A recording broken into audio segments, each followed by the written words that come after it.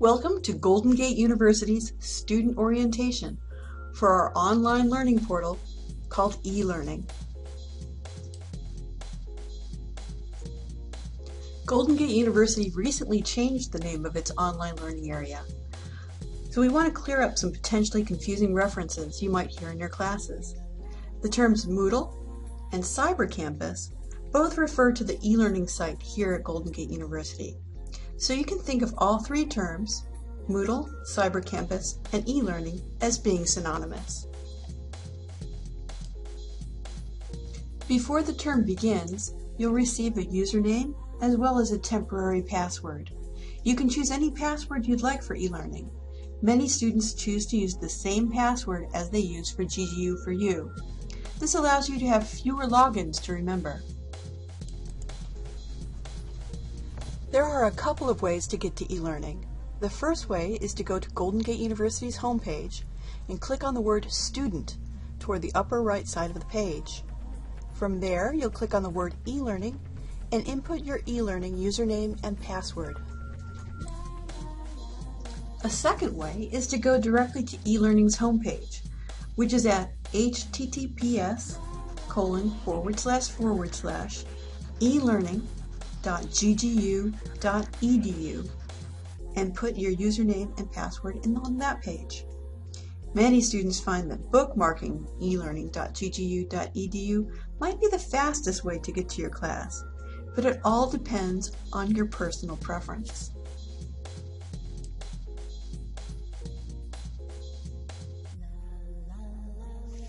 The very first time that you log into e-learning, you may end up on your profile page. If so, you'll want to select the home link, which you'll find toward the upper left-hand corner of the page.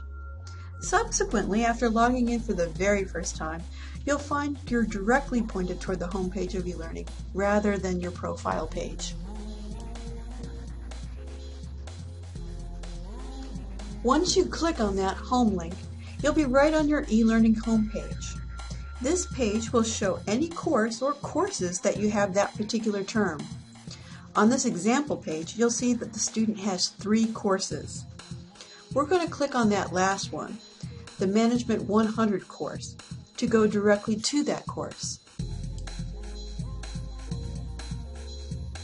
And here we are at Management 100's course homepage.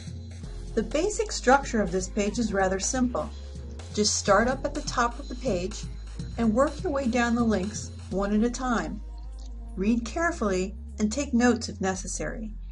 You will often find your syllabus right up toward the top of the list of links. In this particular class, the syllabus is located here.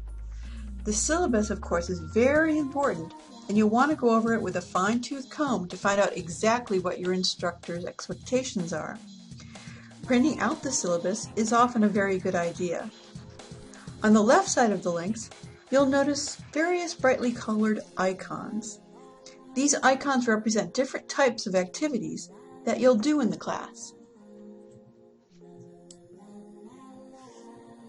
For example, the blue and green talk bubble icon represents a forum or a discussion area where you post messages for your instructor or for your classmates.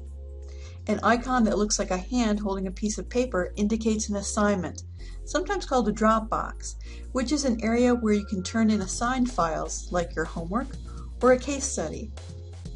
An icon that looks like a piece of paper with a large red check mark indicates a quiz or an exam. You'll likely see several other types of icons in your class as well. For example, you might see an icon representing a Microsoft Word document, or an icon representing an Adobe PDF. And you may wonder, do you really need to memorize all of these icons in your class? And the answer is happily no. The icons simply are there to give you a hint as to what type of material you're clicking into in the class.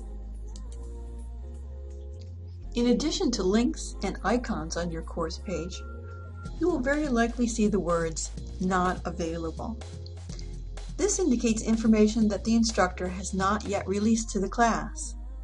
This is common in e-learning because e-learning classes are not self-study or self-directed courses, but rather courses that go through the term at a pace directed by the instructor. Let's talk about emailing your courses.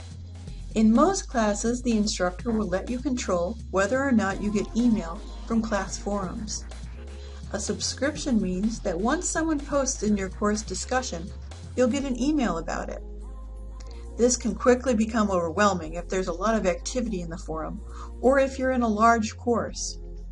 In order to control your subscriptions, please check out our student tutorials that you'll find in the Tutorial and Orientation section on your e-learning homepage. This will help you manage the emails that you get from the course so it suits your preference. If you do have any questions about the course that you'd like to send to your instructor, usually emailing is actually not the way to go. With e-learning courses, it's best to keep as much communication as possible in the course area itself. And to that end, instructors usually have a forum that they've designated as an office space. And that's a great place to ask questions if you have them, rather than emailing your instructor. You can always get help with e-learning 24/7. We have a 24/7 technical help desk available. It's available around the clock, on weekends, during holidays, and you can access them via a toll-free phone number, as well as email or an FAQ database. You can even do a web chat with a 24/7 technician. For issues that require non-technical assistance, for example issues that have to do with registration as well as e-learning, there's e-learning help at ggu.edu, and that's available during business hours. Let me show you where you'll access the 24/7 technical help desk. On the e-learning homepage in the upper right-hand corner, you'll see a link that says, "Click here for 24/7 e-learning help." Please note that the link will be there whether you're logged in or not. So if you have a login issue, again, you can use the 24/7 technical help desk. Just click on it, and that will get you to a page with web chat, or a toll-free number, or an FAQ database, whatever your preference is. And then, over here on the left-hand side, you're going to find a help desk area as well. Again, this is redundant information, but we do want to make sure you don't miss it. If you need 24/7 technical assistance, you can click over here on this side as well. So either the upper right-hand corner or here in the help desk box, both will get you to the same place, the 24/7 technical help desk. Also, underneath the help desk box, you'll notice that we have lots of resources for students. In addition to this orientation, you'll find a selection of tips and tutorials that will help you optimize your e-learning experience. Now that we've looked at the sidebars on the e-learning homepage and seen where the help desk functions are, let's take a look at the sidebars on a course homepage. Now, the sidebars on a course homepage are going to have some similarities as well as some disparities, and that's because the instructors have discretion as to which blocks to display in their own course pages. For instance, over on the left-hand side here, you'll see two optional blocks in this particular class. One links to a jobs feed for accounting, because this is an accounting class and that's relevant, and another box here for an area to search for accounting information within the Golden Gate University Library. So these are two types of optional blocks that you might find on a course homepage. But over on the left-hand side, there are a lot of blocks that are typically mandatory for the class. For instance, a very important place that you probably want to go is the grades link. When you click on your grades link, you'll go to the gradebook and see what your grades are for the class. Another thing you might want to do is adjust your profile settings. For instance, we highly encourage you to add a picture to your profile. If you click on any of these collapse and expand type arrows here, you'll get more information. It will expand to show more options.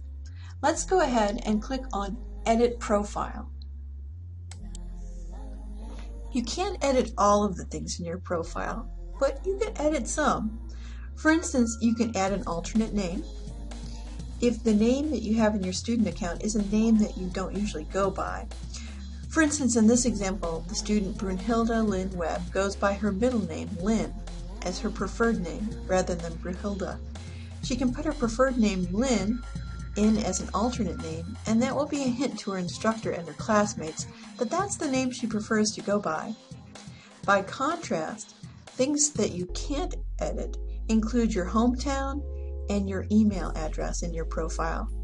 If you'd like either of these parts of your profile edited, just let us know at elearninghelp@ggu.edu, and we can usually help you out with that.